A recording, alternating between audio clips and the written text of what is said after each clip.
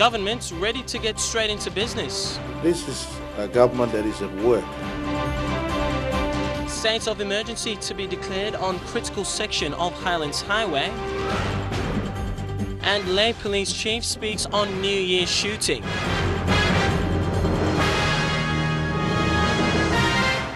This is National MTV News with Tokana Hasavi. A very good evening to you and welcome to Monday's news. Thanks for joining us.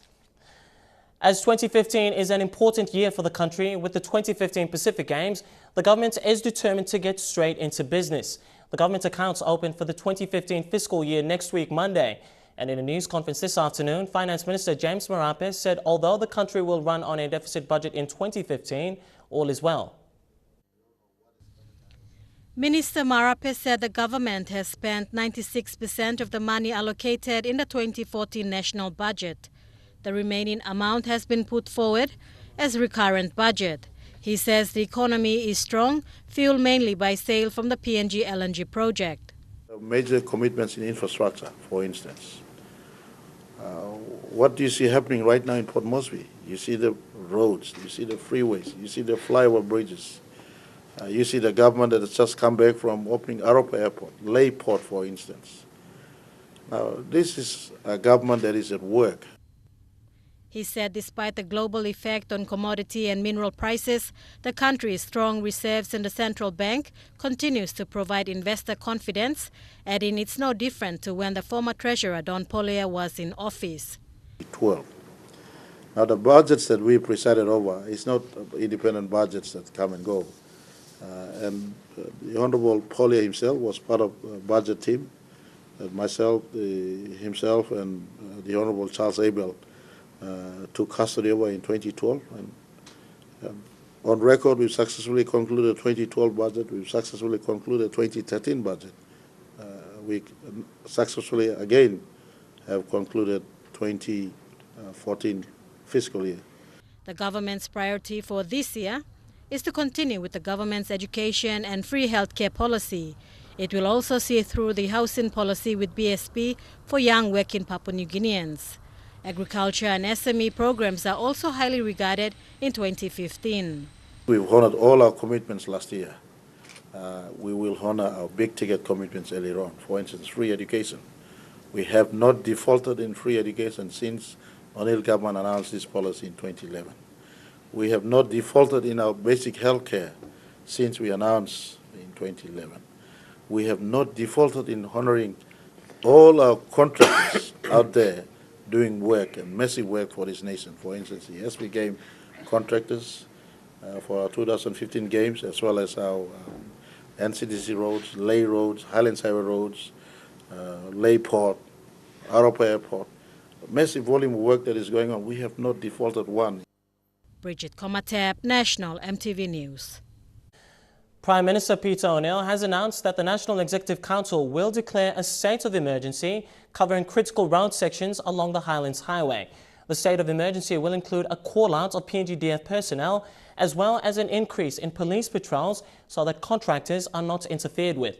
The PM travelled from the Southern Highlands to Western Highlands yesterday and was disappointed that the work expected had not been done. This decision for a state of emergency is arguably one of the most decisive in decades. The Highlands Highway road section between the Western Highlands and Simbu provinces has been one that has drawn a lot of attention because of compensation demands. On many occasions, travellers have been inconvenienced by roadblocks and demands for payments. After travelling in from the Southern Highlands, the Prime Minister said a state of emergency and a call-out of police and military was necessary to ensure the road construction is completed without interference. So we are going to do a call-out and use the assistance of the Defence Force and particularly the Engineering Battalion of the Defence Force. We will go to Cabinet to get Cabinet's endorsement on those, and we are going to secure the Highlands Highway, including the 40-meter corridor, and this is an advice to also all our citizens that please, you are settling on government land. That's the corridor of 40 meters, 20 meters on each side is the government land, and you must move your buildings. While road infrastructure development has taken off in many parts of the country, The 2013-2014 period has been one of challenges. In Morobe, the Kumalo River continues to cause havoc for travelers. In early 2013, a landslide on the border of the Eastern Highlands and Simbu buried 4 people and caused traffic disruptions for a week, costing millions of kina to clear. But the associated compensation claims cost millions more. Government is going to declare emergency along the major highway. One, not to only address the critical maintenance program, but also to addressing the issues along the Simbu section, so we can have a proper design and construct approach in that area. The specifics of the state of emergency have not yet been revealed, but what we do know is that more military personnel will be placed at key locations. Members of the PNG Defence Force Engineering Battalion may also be called in to supervise the roadworks. We are not going to wait for anyone. We are not going to consult anyone. We have done enough consultation already, enough negotiations already. We are going to address it. I am personally going to come and visit the Highlands Highway every month. Scott Waide, National MTV News, Lae. Lae Metropolitan Superintendent Ivan Lakatani has made an official statement on the New Year shooting of the young mother in Lae. According to police reports, the shooting followed a high-speed car chase by police and security vehicles. Lakatani said police did fire warning shots, but he stopped short of confirming that the bullet that killed Moana Pisimi was from a police weapon. While investigations have begun, there is now a growing call throughout the country for the shooter to be found and for justice to be served. It's been 4 days since Moana Bananga Pisimi was shot dead at the Malahang Back Road area. The young mother of 2 from Butiban village was shot in the back of her head and died instantly in a vehicle. There are conflicting reports about the killing. Today, Ivan Lakatani told the Lae media police got involved in a pursuit and they fired warning shots. But Lakatani stopped short of stating if a police bullet actually killed her. He added a thorough investigation will show who pulled the trigger. Police investigations started immediately after the incident. Once the vehicle was still at the scene, they rushed the body to the hospital, the relatives, and the investigators started the investigations. So, so far, witnesses have been, identified, statements have been obtained. So, let me say that we've already started investigations since the morning of that incident. The rear window of the vehicle shows a bullet hole in the glass and another in one of the back tires. Police are awaiting the results of a post-mortem to confirm the type of weapon used in the shooting. Well, at this stage, you would not be able to tell from which weapon has been used, but that should be established after a post-mortem is conducted. The official police report is that the car chase started off at this section of the Makam Road, where Moana Pisimi bumped into the gates of TAD's stationery shop. She was then chased by a guard dog security vehicle through the Top Town area, then onwards to Malahang. Ivan Lakatani says police fired warning shots. However, the vehicle reportedly driven at high speed and didn't slow down. They fired warning shots. After they have attempted to stop her, because the police was the third vehicle. That suspected vehicle was in front, followed by guard dog. The police was the third vehicle. While immediate family members have remained relatively quiet, many members of the public say they want justice to be served on the person who pulled the trigger. Police have also given assurances that those responsible will be dealt with accordingly. They have also called for cooperation from eyewitnesses and family members. Sylvester Gawi, National MTV News, Lae. And on a related note, Lae City has had 3 confirmed killings within the last 4 days, and all are being investigated by police. Lae Metropolitan Superintendent Ivan Lakatani has confirmed the 3 killings and says detectives have started investigating each case. MTV's Bethany Harriman with this report. The sole proprietor of Morobe Stationeries was found dead in his home. The body of the man was believed to have been in the house for more than 24 hours. Today, his businesses remain closed. This morning, Lay Police boss Ivan Lakatani said that investigators are establishing the point of entry into the well-guarded premises. You know, inside a highly secured residence, all fence around. All that we have found out, there was opening a window being opened, and that's where they gain entry. But everything else apart from that, we have yet to establish all this. Police are still determining the time of the killing, but it's understood that it might have happened between Saturday and Sunday. The first person onto the scene was a driver for an early morning run to the airport. The driver then notified the security company tasked to keep the premises safe, and the security company then called the police to the scene. There was no sign of any person in there. He waited from morning until 12 o'clock. That's when he reported the matter to the, I think, private security company that was engaged there. And then they came and reported it to the police.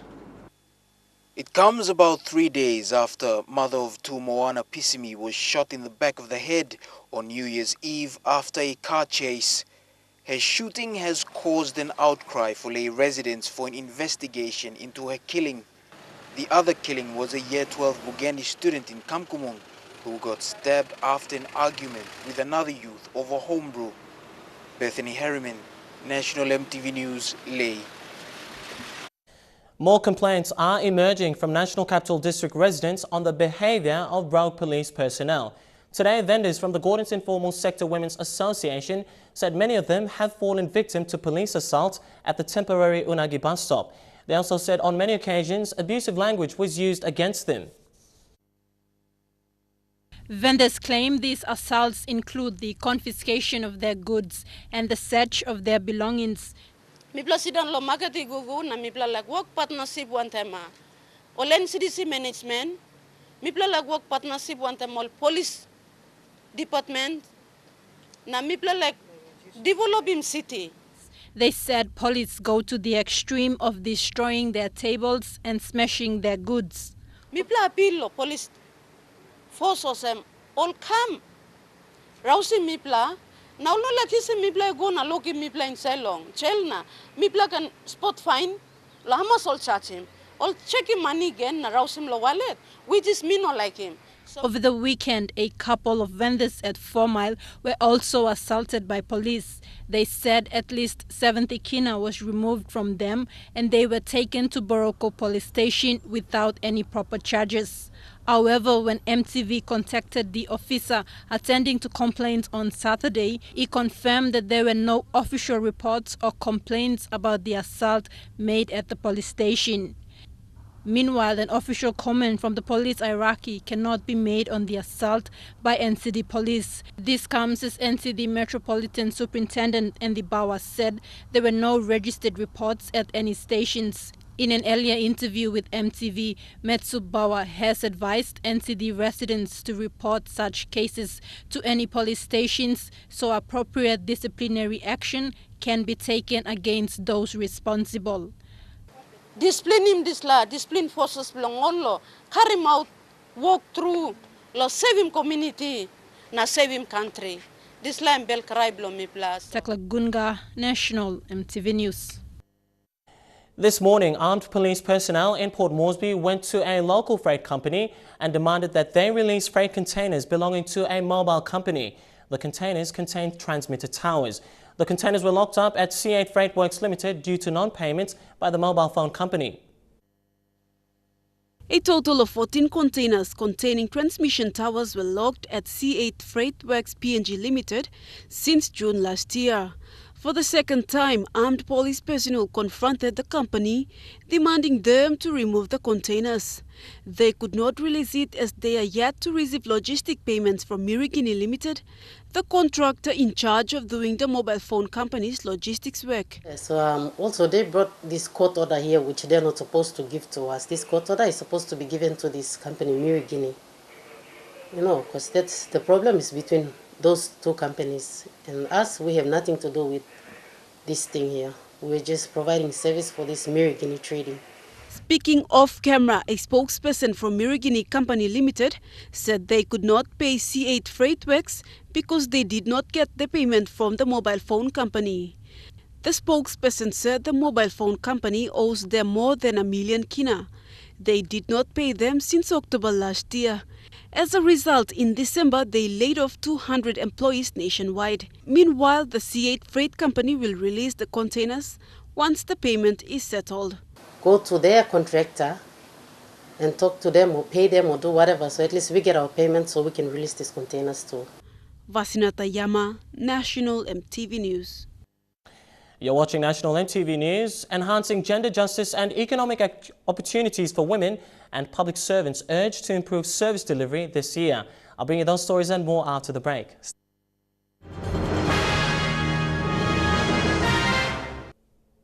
Thanks for your company and welcome back to the news. The 2015 PNG Women's Forum is set to take place in March in Port Moresby. With focus on advancing gender justice and economic opportunities for women, the forum is expected to draw participants from all over the country. The event's co-hosts, the U.S. Embassy in Port Moresby and the government of Papua New Guinea, are opening a competitive process to select and support a number of participants to join the forum. Priority will be given to women serving in leadership roles within community and civil society groups. The 2015 Papua New Guinea Women's Forum is just around the corner. This is the second PNG Women's Forum with the theme Stronger Together, Partnering for Equality for Women. The first PNG Women's Forum was held last year. The forum will see a Women's NGO Expo and a Business Expo. Panel discussions will include PNG's implementation of international conventions on women and using APEC to increase access to markets for women. There will be many other topics of discussion. The forum is co-hosted by the U.S. Embassy in Port Moresby and the PNG government. The United States' drive for women's empowerment comes as globally, women and girls are somewhat more affected by poverty and discrimination. Figures show that women often end up in insecure, low-wage jobs and have limited access to the educational resources and financial tools they need to succeed. Attendance to the PNG Women's Forum is free, but participants will be selected through a competitive nomination process. Nominations are now open and forms are available at the U.S. Embassy in Port Moresby and the American Corner inside the National Library. Forms are also available online at portmoresby.usembassy.gov/women. Nominations will close on January 23rd. Priority will be given to women serving in leadership roles, individual women leaders, female business owners, emerging young leaders, and men with a strong interest in women's empowerment and gender equality.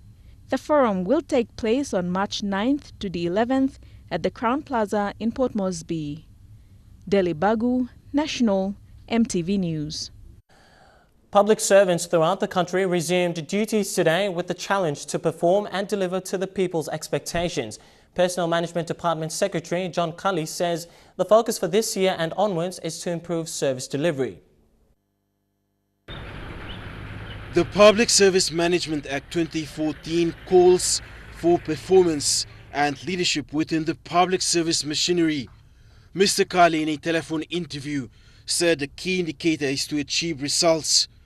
Public servants, starting from leaders, departmental heads, chief executive officers, provincial and district administrators, must perform to people's expectations and implement the national government's aim of service delivery.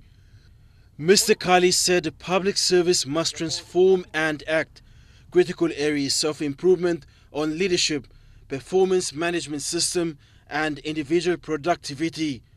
Training is another target for this year, and as required by the new law, public servants will be empowered with new knowledge and skills to effectively carry out their call of duties. Provincial governments must support and allow staff to enhance their knowledge and skills through competency training. Meanwhile, public servants have been warned to perform in their duties as appropriate penalties will be laid on those failing to comply. Fabian Hakelitz, National MTV News. 30 participants are currently undergoing training under the Department of Foreign Affairs Foreign Service Training Program. Of the participants, 20 are recent graduates, while the rest are from various government departments in the country. Over 400 applications were received last year. However, only 20 recent graduates from the University of Papua New Guinea and the Divine Word University and 9 different government departments were chosen to take part in the training this year.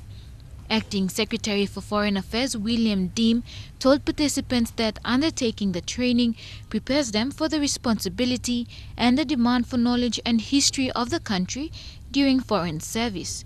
Sepu Katemu, while addressing the participants, challenged them and the department to build a strong and vibrant foreign service that will make a difference to PNG. He strongly requested the department and those undergoing the training to focus on the image, representation and priorities for securing resources of and for the country abroad. The training program has 12 modules that will be spread over 9 months. After the training, participants will be engaged with the department and have the opportunity to be posted to foreign mission offices. Judith Kasek, National MTV News. Informal markets in towns and cities are a lifeline by many as they generate better income for people without paid jobs. But unhealthy market environments and poor infrastructure are major issues that the government and authorities need to address. Sellers at Port Moresby's Waigani Informal Market made this call today as they feel that they will lose income due to the current poor weather conditions and poor state of the environment at the market. This informal market at Waigani, located near the bus stop for Morata 1 and 2 settlements in Port Moresby, serves many people every day with cooked food, soft drinks and other food items. But the unhygienic market's condition and the lack of support by the government to provide better buildings for these vendors remains a big concern for them. A drain next to cooked food stalls is not safe for children as they can easily fall into it. The mud, dust as well as the leakages from nearby sewage systems further provide nasty smells to the market users. The vendors said this market supports many families for their survival in the big city. Now, inapon government can help me lo straight in this la liglik drain warap lo mipla na straight in one bla au shell kind of some certain number by mipla can sit down na. All mama by mipla can sit down na market good. They said the market is currently in deteriorating state because of the continuous rain in recent weeks. The vendors feel strongly that their concerns should be addressed. Governor blames I kirap na to market stop na on the other side them putimol formal injector lo kam roximol market trango bagarabe molan putimol policy kam jelo roni mol ke mama na babo line way so go market le bagarabe mol planti. The vendors appeal to the NCD governor to install shelter and upgrade the market status. With few weeks away before 2015 schooling days begin, the parents are worried that they will not have enough money which they get from the informal sector at the Waigani market, as well as the bed environment system here at Waigani. Jacob Nero, National MTV News. And now we check out the finance news. The kina closed unchanged at $0.3855 US in the interbank market, and at Bank South Pacific, your kina was buying $0.378 US, $0.4646 Australian dollars, 0.3131 euro and 45.13 Japanese yen. Looking at commodity prices at New York close, cocoa closed higher, gold and coffee closed lower, and copper closed the day unchanged. Palm oil closed higher, while crude oil and copper closed lower. And finally, on the stock market, the Dow Jones closed at 9 points higher, the ASX closed at 24 points higher, and the All Ordinaries closed at 51 points higher. You're watching National MTV News tonight. In the US, the story of a 7-year-old who survived a plane crash that killed her parents and a zipline or flying fox ride that has left one woman in hospital. That and more stories making headlines overseas when we come back.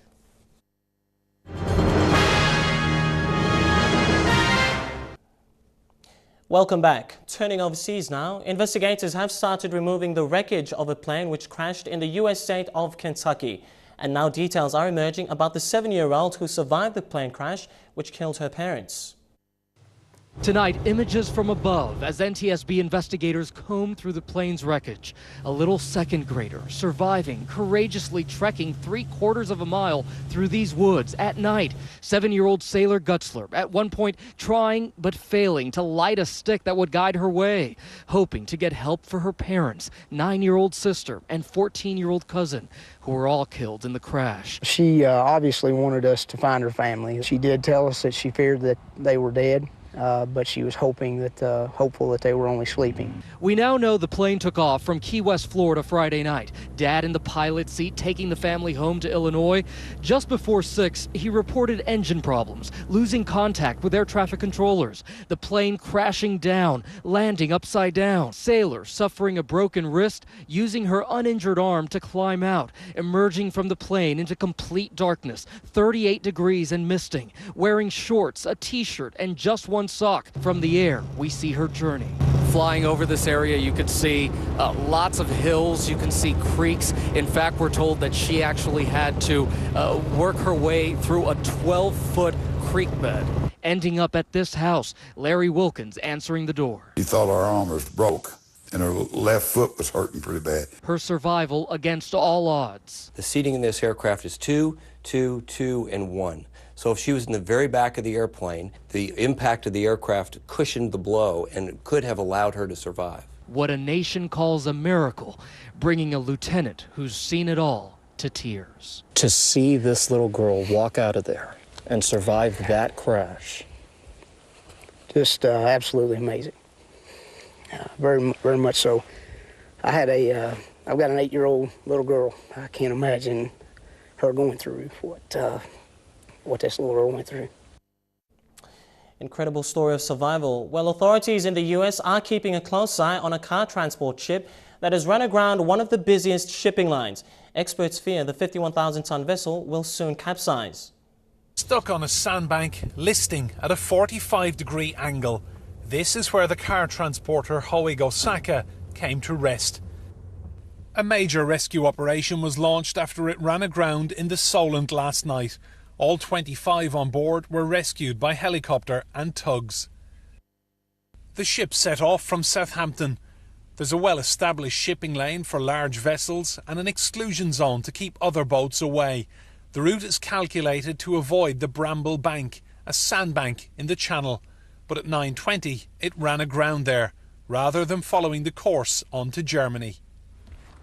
It is one of Britain's busiest shipping lanes, and those who know it well say they're surprised a vessel of this size should have floundered. Either it's the ship's steering has failed, or the pilot has made an error, or somebody's made an error, because it's a well-known shipping hazard out there. I was born here and I can't remember anything like this, to be honest, no. It's very unusual. I've seen a few ships aground here in the past, but I've certainly not seen one as dramatic as that. The Bramble Bank is so well known in the local sailing fraternity that during spring low tides, members of rival yacht clubs play cricket on it.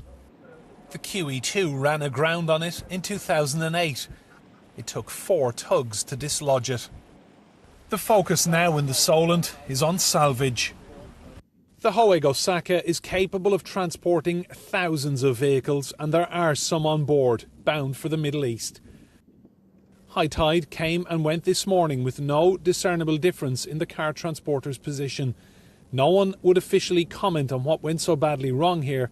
A full investigation into what happened is now underway. It's a ride that pleases both thrill seekers and sight seekers alike. The zip lines, or flying foxes, are increasing in popularity, but one woman is recovering in hospital after plunging almost 10 meters from a ride. Before launching herself on this Alabama zip line on New Year's Eve, Tabitha Baker says she was worried something wasn't quite right. Then this. She ended up with serious injuries. It's not clear why she fell, but the zipline operators say there was nothing wrong with her harness. One! Zip lines are popping up across the country, both outdoor and inside shopping malls like this one in Orlando, where 52-year-old Robert Belvoir fell to his death on Christmas Eve. His family is reportedly suing the owners, who have expressed deepest condolences and say we are cooperating with all investigations. In Las Vegas, a stuck zip line Friday 80 feet up left a tourist dangling. I don't know if he was praying or what, but I know I would have been. When it comes to zip lines, there is no federal safety oversight. Standards vary from state to state. The industry is mostly self-regulated, and inspections are often conducted by insurance companies.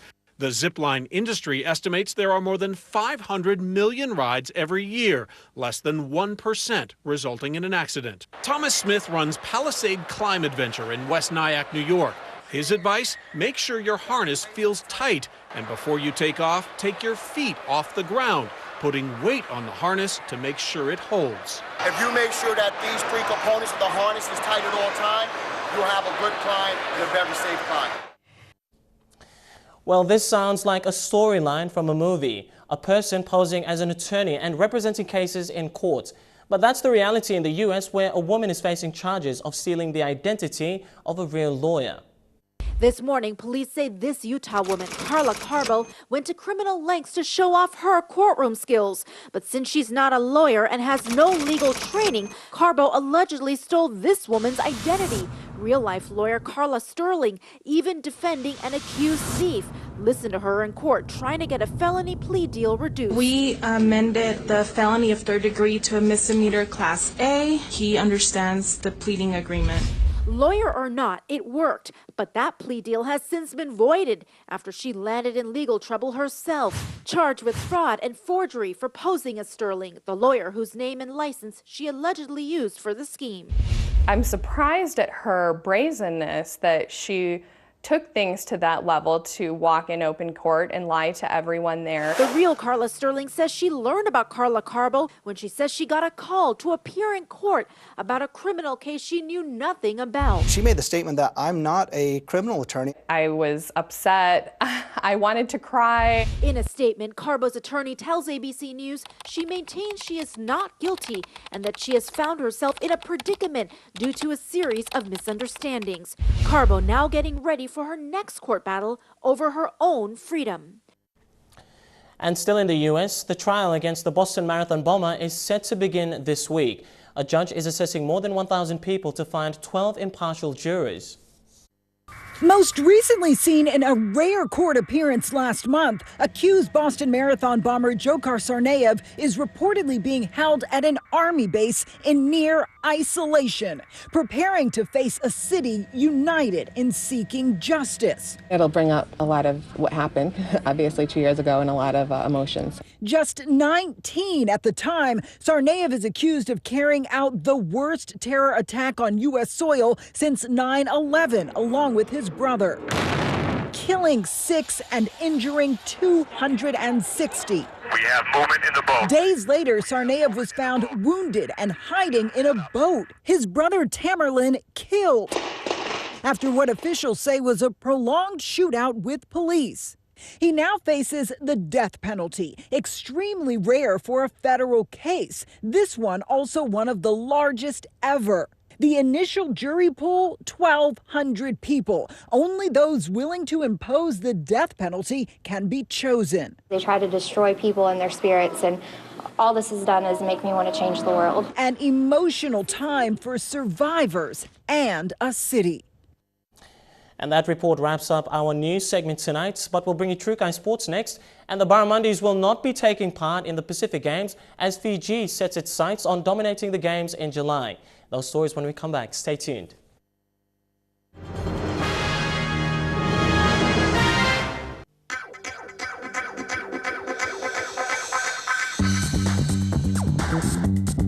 True Crime Sports.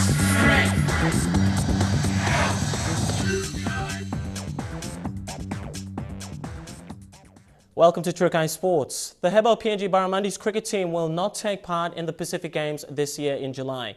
An alternative team will be selected to represent the country. The national cricket favourites are scheduled to play in the T20 World Cup qualifier in Ireland the same month as the Pacific Games. Barra's captain Chris Amini says he's confident that the alternative team will make PNG proud. The above PNG Barramundis will not be representing the country in the Pacific Games in July this year, but are looking forward to put PNG on the international map when competing in the T20 World Cup qualifier in Ireland the same month. Barra's captain Chris Amini said organizers will put together a team to represent the country. Initially, the team is to be called the A team. Yeah, the major tournament this stage is the T20 World Cup qualifier that's in Ireland around July. It could, at this stage, it's clashing with unfortunately with the Pacific Games. But Cricket PNG and they're trying to work around how we can work things out. But at this stage, that's the biggest tournament. Port Moresby Cricket Chairman Dean Annie said players will be picked out from the development squad and the PNG Games. Cricket PNG have actually selected a Team 2, PNG A team. A name yet to be given, but it's called PNG A team. Where they've selected a few of the Port Moresby Cricket Association players and as well from other centres where they're probably from the PNG Games as well. The Barramundis have been successful in many of the international matches in recent years, defeating well-known cricket countries in the Pacific, Africa and Asia, and as a result placing PNG cricket amongst the top. But come Pacific Games, Captain Chris Amini is confident the PNG A team will do well for the country, whilst acknowledging that neighbours like Vanuatu and Fiji may put up a strong challenge.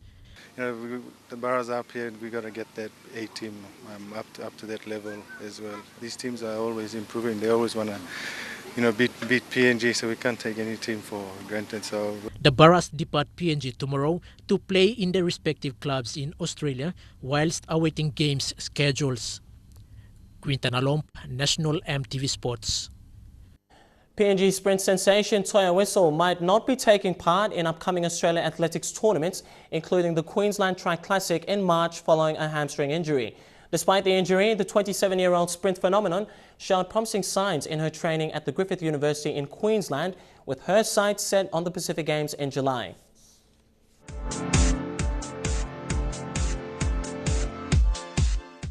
The country's 2015 Pacific Games gold medal prospect is back on training.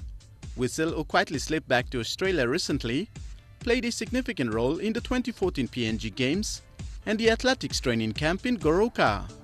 Notably, she instilled a sense of pride and commitment to our 2015 Pacific Games athletes and the fresh faces into Team PNG.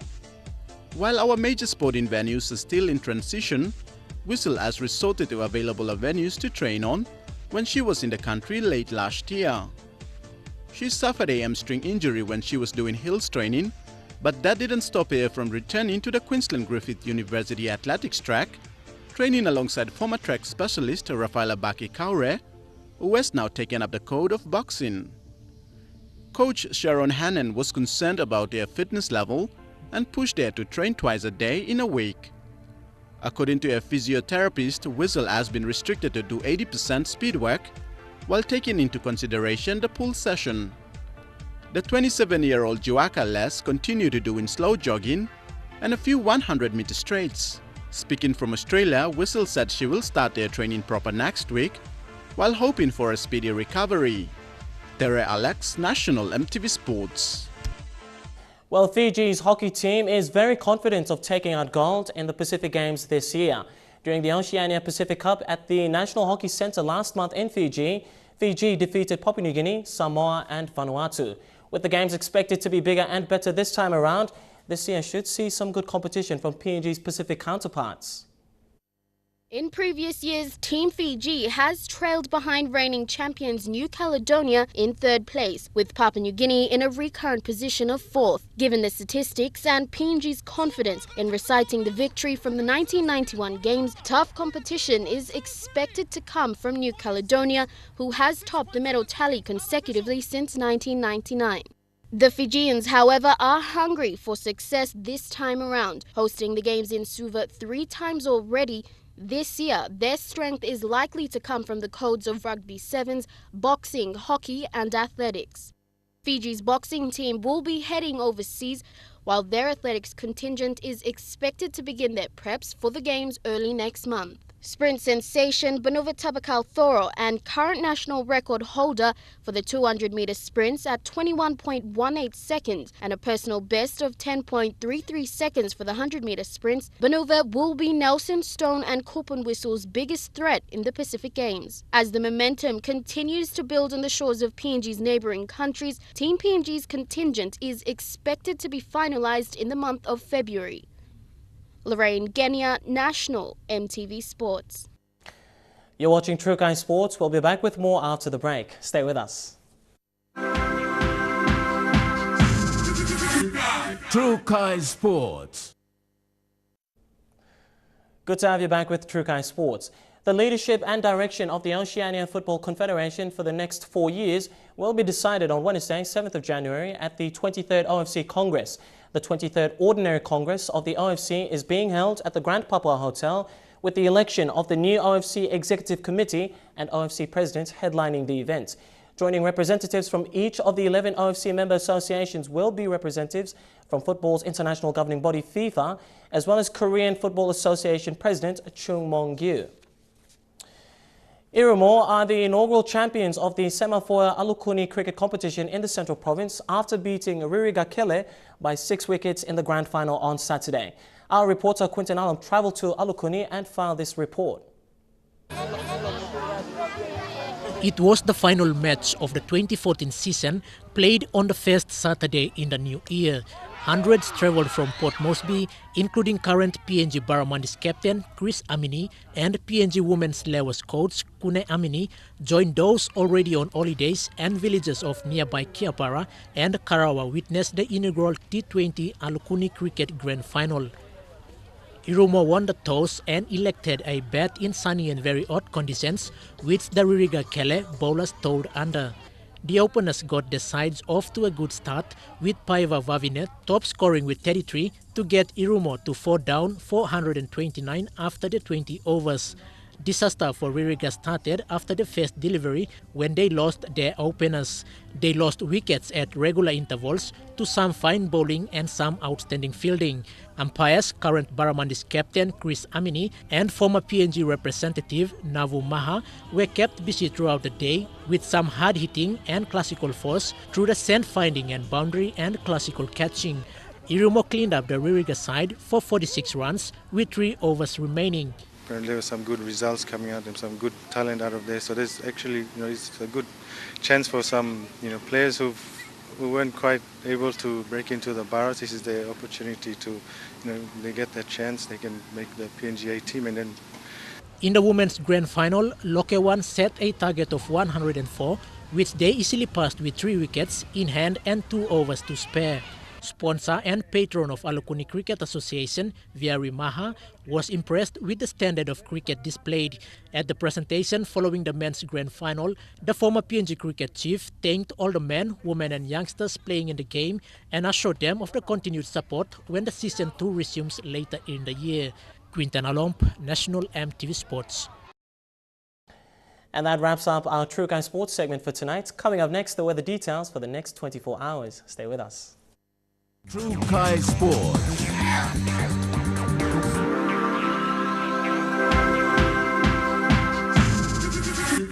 True Kai Sports. This weather information is brought to you by Tablebirds.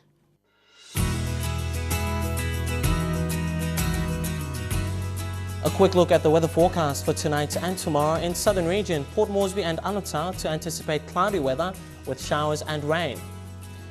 In Momase, Lae City and Madang to look forward to showers. In the New Guinea Islands, all centres showers and thunderstorms expected except Kavieng to look forward to showers. And lastly, in the Highlands region, nothing but rain expected in all centres. Now recapping our main headlines again before we go. Government's ready to get straight into business. Also, state of emergency to be declared on critical section of Highlands Highway. And Lae Police Chief speaks on New Year shooting.